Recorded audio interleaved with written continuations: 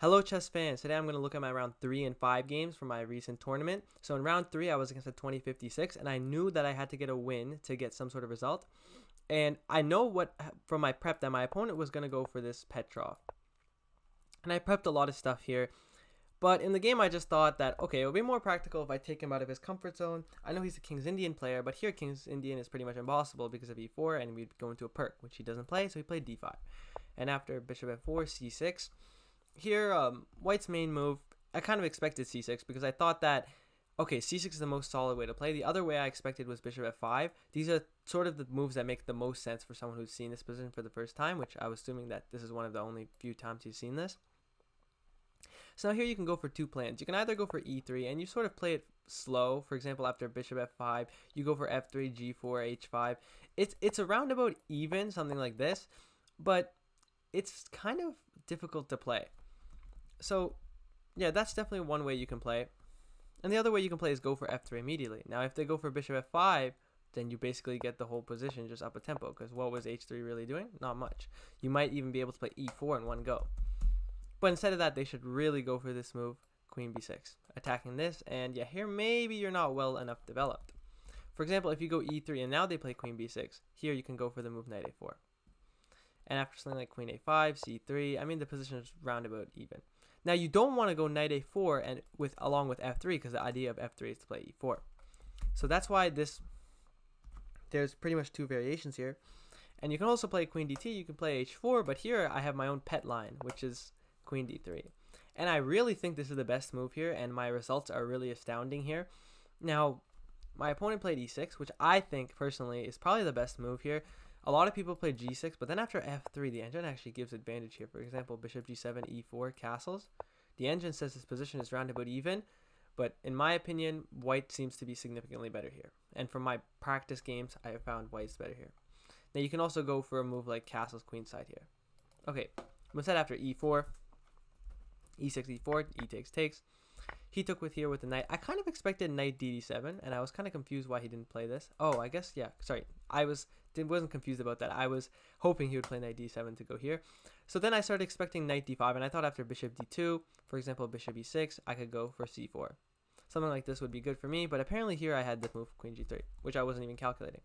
Okay, but knight takes e4 makes a lot of sense to me. Black is down in space.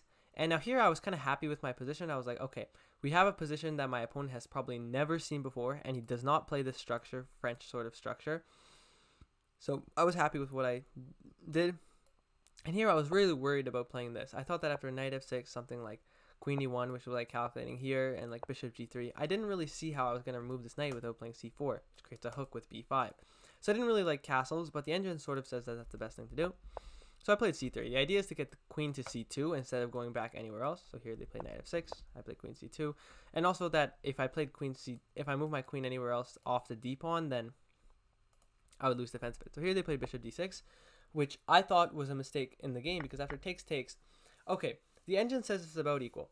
But from a practical point of view, black is left with their bad bishop, and I have my good bishop. So it seemed to me to be the best thing to do. Now here, most definitely I should have gone bishop g3. Because, okay, if takes, they can just never pretty much castle. And for example, if b6 now, we can plant the knight on e5 while keeping pieces on the board. And white, generally having more space, should want pieces on the board. So I went knight f3, a5. And here I spent really a long time thinking about what to do. And my two moves were either bishop d3 or g3, which I ended up playing in the game. And yeah, so these are the two things I was very much considering. And the reason I didn't like bishop d3 is because I thought here he would go b6. And after, for example, if I castle, I thought bishop a6, and there's no way I can claim any advantage here. For example, after takes, something like queen e2, broke it back. This is what I had in my head, and here I didn't think I could win this position. Now, this objectively might be the correct decision that I went for, thankfully. So instead I decided to go for g3. Now g3, the whole idea is that, okay, his queen side is kind of tender, and he's pushing some pawns on the queen side, so maybe he creates some weaknesses. So here, the idea of my opponent, why they played a5, and I think it was because after castles, something like bishop d3, I don't know, like b6, developing, I would castle queenside, and I think they were afraid of the g4, g5 at some point, pushing on the king side. This is what I was hoping for, to get this opposite side castling. So a5, g3, and I was also inspired by my opponent beating me with the Catalan. Here my opponent castles, I played bishop g2. And here I think they made a little bit of mistake. Here I was expecting either rook d8 or c5. Both moves made sense to me. After c5, I was planning to just go castles, and after something like takes, I thought we'd have this classic French endgame where, okay, we have the 3-on-2, so white's better here, and white has this monster bishop. This seems like something I could grind forever, and my previous opponent in the last game had beat me with the Catalan using this sort of idea. So I thought this would be very nice for me. So the other thing I thought would happen would be rook d8, but after here, I just thought that the position was very pleasant for me. So my opponent, I think, did the right thing here and tried to go for b5 to create counterplay. Here I castled. Again, I don't really know why I didn't consider knight e5 at all. Apparently, it's a very good move, pressuring here. And after, it forces bishop b7. And after that, I can basically claim that their bishop is terrible. Here I castled. And we saw a really strong move. So here I was expecting the move bishop a6. And the idea was to go b4. And that's what I thought would be most sensible. And here my idea was to either go rook fc1. And you might say rook fc1 is a strange move. But the idea is to get a4. And if b4, I have c4. And after b3, the position is very good for me. If c5, I think there's some d5 ideas. And okay, the long diagonal hurts him. So that was my idea. Or I could have gone rook e1 there. But here he played rook b8, which I thought was a really strong move, getting out of many of the tactics that may happen on this long diagonal. So here I played a4. I think it's the only move. Of course, I'm threatening takes here, so he has to go b4. And here I really didn't like my position.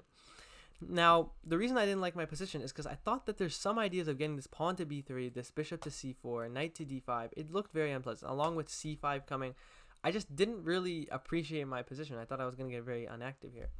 But apparently, I was doing much better here. My opponent also thought that during the game. So here I played knight e5. My opponent played bishop h6, what I expected. And here I really did not consider this move for a single second. And it was apparently the best move. After takes here, I could go for rook takes h1 and exchange sacrifice. And after rook b6, something like c takes b4. And if a takes b4, apparently the move rook c1 is winning. Now, did I see any of this? Not really. Because I always thought that, okay, if my guy's ever hanging, that this is a problem. Now, apparently this is very good for me. That's, I think, an extremely hard move to consider. So I think the move I played is extremely practical and a very strong move. The idea was rook fc1. And, okay, at first it may look a little bit strange. Isn't rook fe1 the best move? And rook fe1 is in fact the best move. But rook fc1 is a very tricky move, which I think my opponent fell for.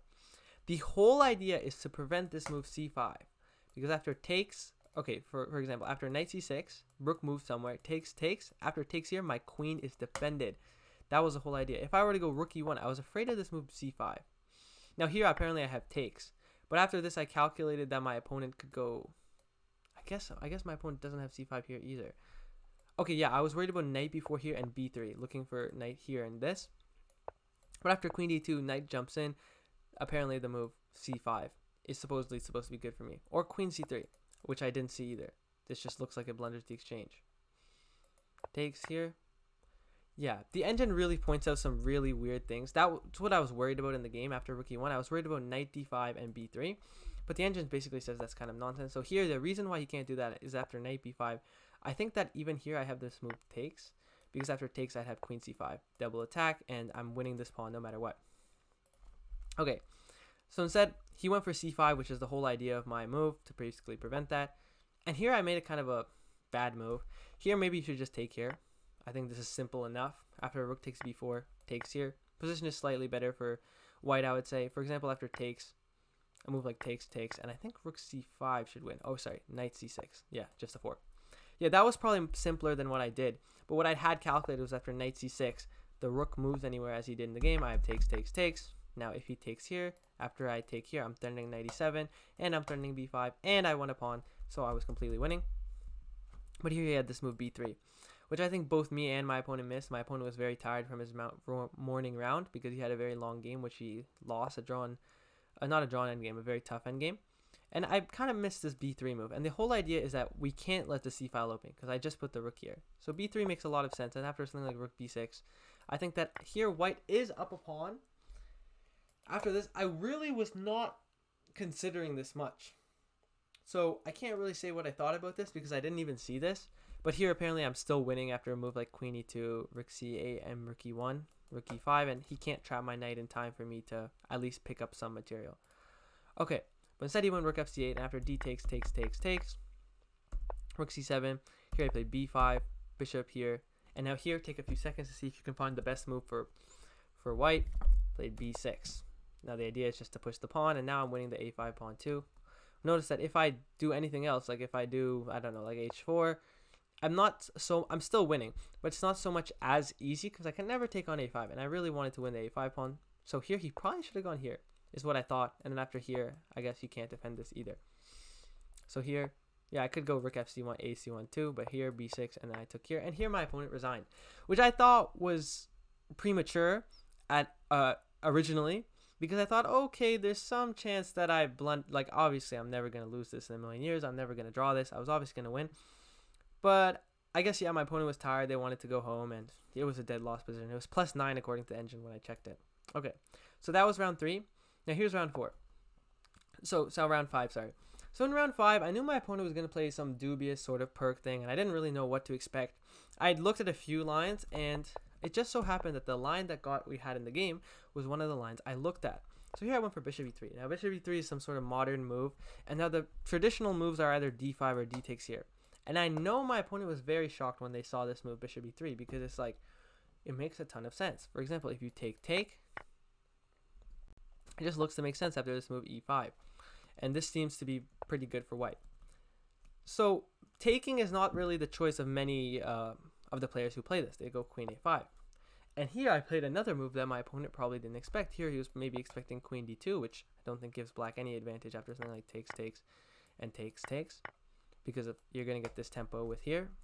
And yeah, the dark squared bishop is also very important for white. Here I went knight f3, and my opponent, sort of a little bit confused, was like, oh, I guess we're transposing to a line. They went knight f6. Here I went queen d2, and after c takes d4, which personally I think is not a very great option. Okay, oops, sorry, I just dropped my mic. But yeah, here I had two choices, and now that there's the choice I prepared, and there's the choice that is objectively better. So I think in future games I will play this knight takes d4 move. And the idea is, as after knight c6, you have this move knight b3. Now traditionally, if the queen was on here and they had castled, in the accelerated, this is the accelerated dragon with knight c3, we would have to play bishop c4 to stop sort of this d5 idea in one go. Notice f3 would not be a good move. So here it's very important we have knight b3. And the idea is to get this tempo on the queen, and now we can go for f3. And we've prevented this d5 move. And we essentially have a better version of a dragon. So I think this is what I would go for in the future. Now, if they castle, you can do similar things, and they don't have this d5 move. Which is why this specific move order with queen a5 is not that accurate. Notice, if we look back at the accelerated dragon, for example, here, takes, bishop g7, knight c3, knight c6, here. In this position, queen a5 is not a good move. And it's because of that fact we can get into the better position. But after knight f6, we have to go bishop c4. And now queen a5 is one of the main lines. And yeah, the difference is that, okay, knight b3 no longer makes any sense because where's the queen going? For example, if we go knight b3 now, queen b4, where's the bishop going? Sorry, not the queen.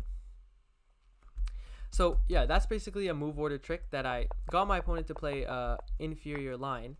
And I should go knight takes d4 here. But I went bishop takes d4 because that was my prep. And after knight c6, I had takes, knight d5, attacking the queen and also attacking the bishop, also forking this. For example, if queen back, I take here and I'm clearly winning. Takes, and here my opponent plays rook b8. Very, very, very nice finesse. So this was my prep.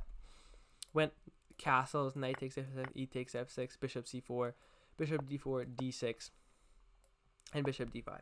And this is what my prep was, and this is what I was hoping to get off the board. And here white is round about +1.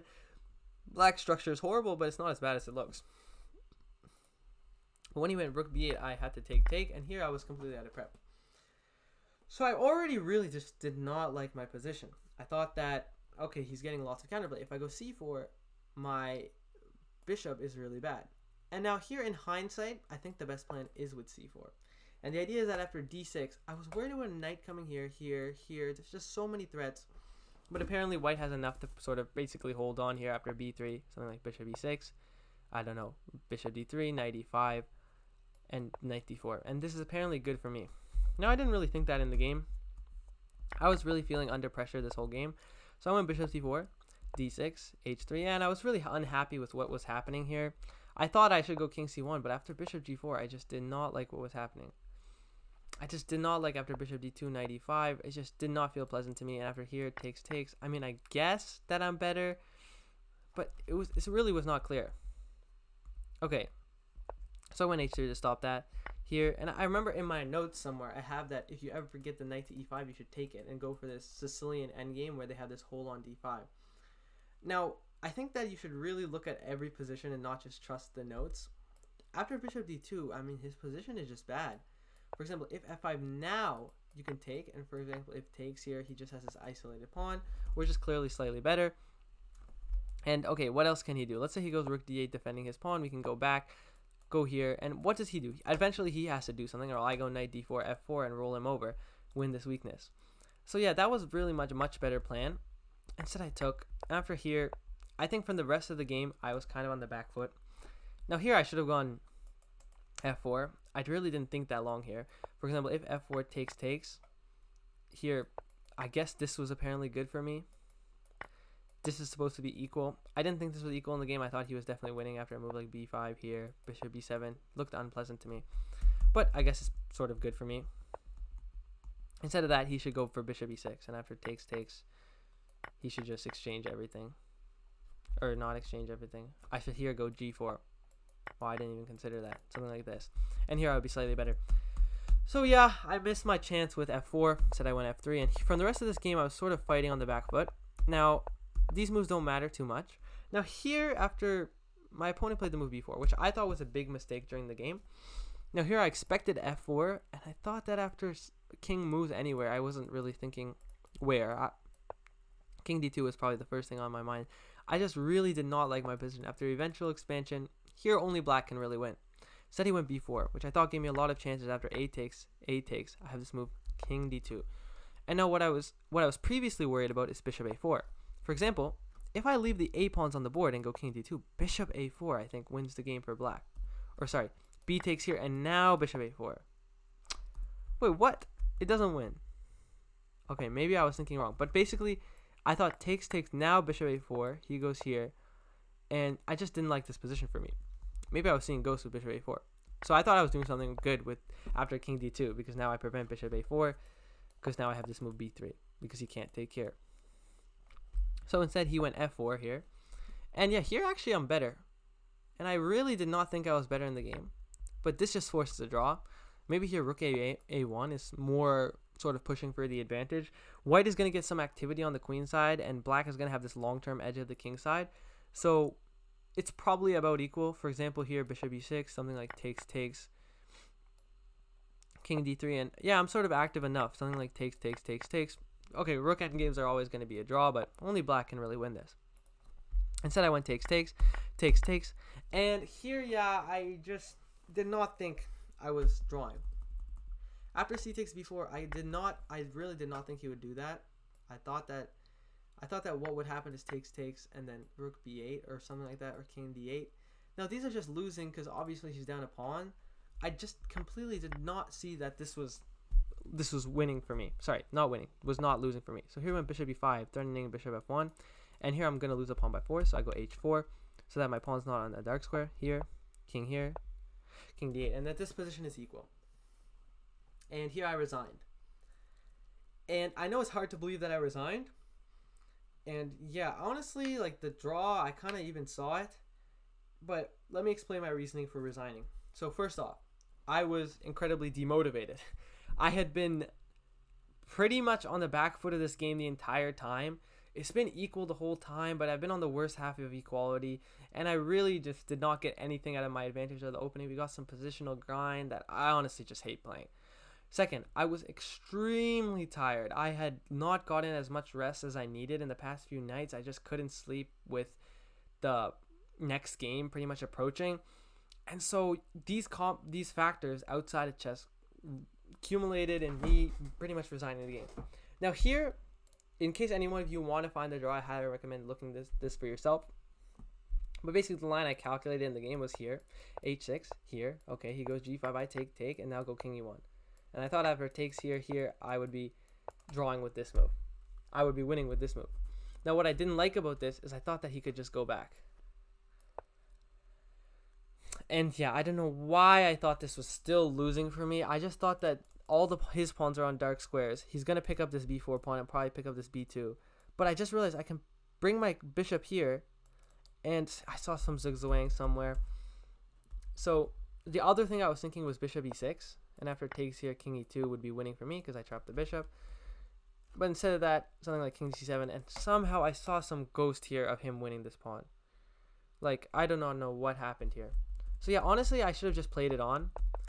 And it's literally not even, like, at all winning for black. Like, if anyone's pushing, it's definitely black. But, I mean, there are some ways to go wrong here. As I showed you, this would be losing for black. King e2. Here you have bishop h3. Takes here. And this is drawn. But if he goes g5, I mean, takes here, takes.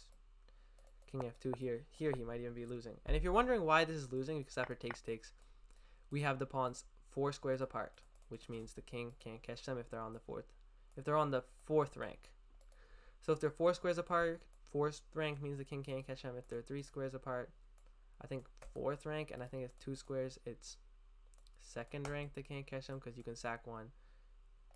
Maybe I get that wrong. I forgot. There's some sort of rule there, but yeah, this would be winning.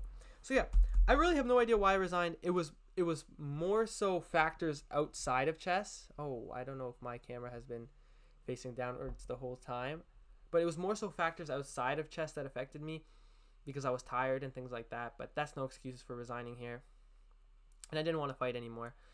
So yeah, that was the end of my tournament. I didn't go over the other games because they were pretty uneventful draws. I feel like not really much happened.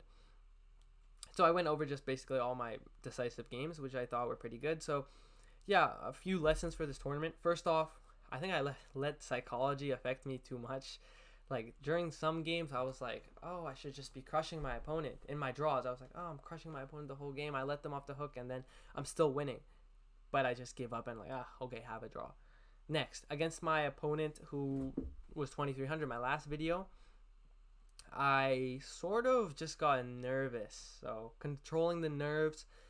And yeah, I think actually now that I think about it, the fact that I was playing this Catalan position was not bad. Like, the fact that I'm playing a position I haven't had much familiarity with is not that bad because I got complete equality against a strong player without really much effort. Like, I didn't have to spend much time in the opening. He got me out of my prep, but like my play was pretty much rock solid, and I had equality the whole time. And he was just able to outplay me. So I don't think that was bad. I think that opening prep was good. Next, my opening prep this whole tournament has been pretty good. I would say in this game I got exactly what I want. But I think that I need to go for not the positions that are easy to play, the positions that are objectively better. And I know that's what a lot of people say not to do. They say always go for the positions you like to play. Don't go for the best stuff. Like, King's Indian is good. Like, yeah, no, it's not. Like, always go for what you think is the best. And even if it looks easier to play, but it's like not the best at all. Here are my Alekines. I had a game in the Alekines where I got the 4 pawns attack. We got the main line, and then I didn't know the moves very well, and apparently it's not even that much better by the end. Just like plus 0.3, plus 0.4, not clear at all. And yeah, I ended up drawing that game in a winning position at the end. So yeah, that's another thing to know about opening preparation. And the final thing is I need somehow more stamina. I have no idea. Like, I was getting so tired in all these games. I was playing bad moves at some point. I was relegating myself to like, okay, have a draw. The only good game I played, I think, was my round 3 game. That was the only good game I played, but then my opponent was also completely like not in the game. He did not play at a 2056 level for sure. He made I outplayed him, yes, but he made a silly blunder at the end when the game should have probably taken longer, and he was very tired. So I think that I had bad results when my opponent was at the same energy level as me, or usually my opponents had more energy level than me, which is kind of weird. So yeah, those are a few things to get from this tournament. Yeah, I've been playing very, very bad chess recently after this tournament. I don't know what happened. My ratings dropped by like 100 points. But okay, so happens. Your rating fluctuates. You shouldn't look too deep into it. Things like that happen. And so that concludes this tournament. I will see you guys in the next video.